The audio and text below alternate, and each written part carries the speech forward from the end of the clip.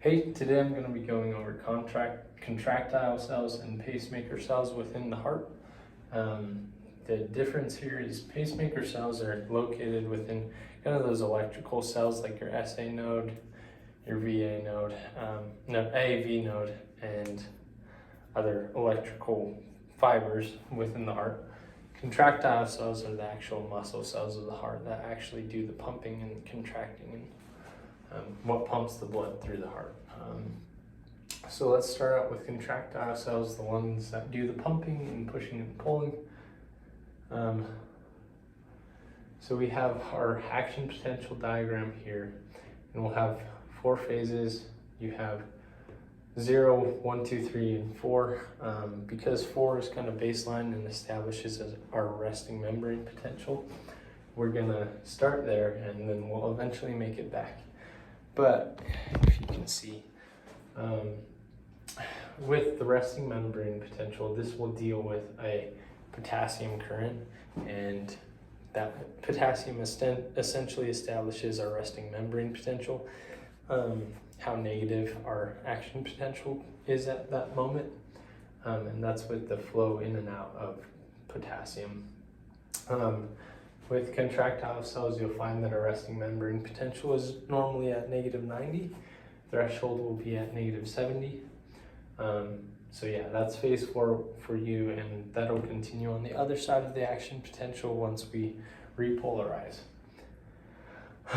So phase 0 is when everything kind of all starts, when we depolarize, and this has to do with sodium channels.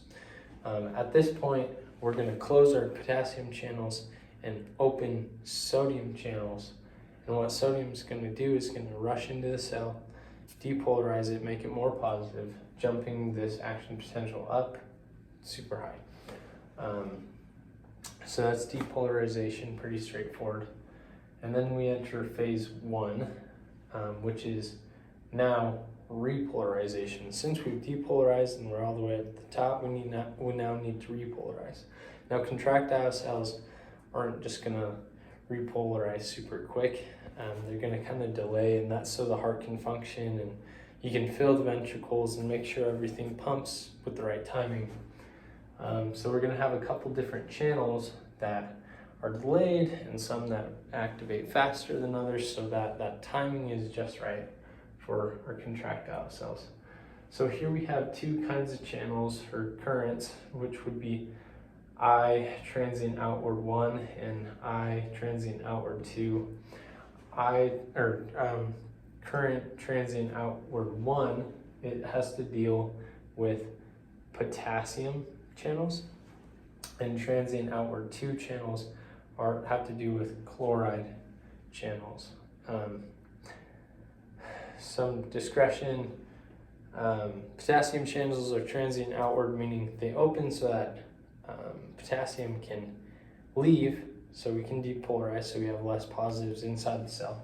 And then chloride channels will open, and those are calcium activated, such that when calcium activates those channels, the chloride rushes in, making it more negative. So they kind of work hand in hand, but positives are leaving, negatives are entering.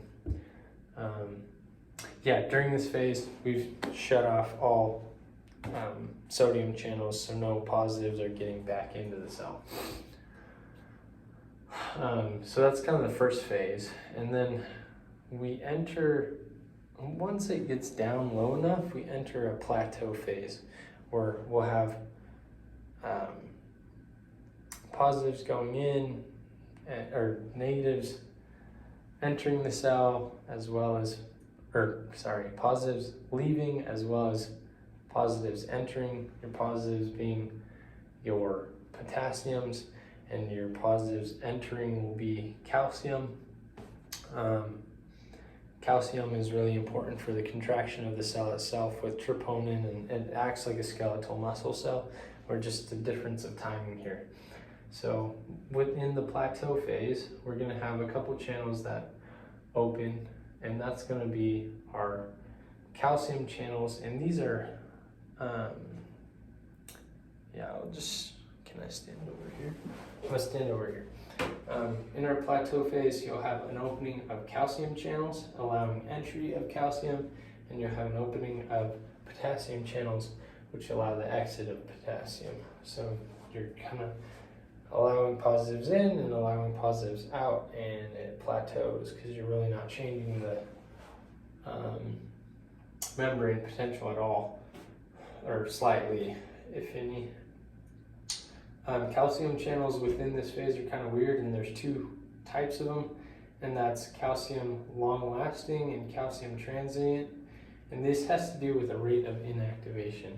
So our calcium long-lasting will have it won't inactivate for quite a while, and calcium transient channels they'll open at the very first part, but they'll close pretty quickly. They'll inactivate pretty quickly. This allows your influx of calcium. With our potassium channels, we're going to have three types, and this has to do with activation. So once we activate them, then calcium is going to get out of the cell and repolarize it. That's going to be potassium slow delayed, rapid delayed, and ultra rapid delay. And so these delays are going to kind of like, not leapfrog, but like staircase, so to speak, where one will open, then the next, and then the next. So your ultra rapid delays, like, it's pretty quick. It's not going to be delayed for very long. Then rapid delay is going to be a little bit longer until it opens, and then your slow delay is going to take the longest to open. And those two forces, your calcium entering and your potassium exiting, establish that plateau. Efflux of potassium, influx of calcium is very important in that plateau phase. Then finally we enter phase number 3, which is final repolarization. We're trying to get back down to resting membrane potential, and that's when finally we have enough potassium channels open that it overcomes that calcium influx established by these long-lasting and transient channels. Once potassium efflux is greater, those calcium channels will close, and we'll eventually get all the way down to resting membrane potential, where potassium is king and kind of establish resting membrane potential. Finally, we'll have pacemaker cells, and these are found within the SA nodes.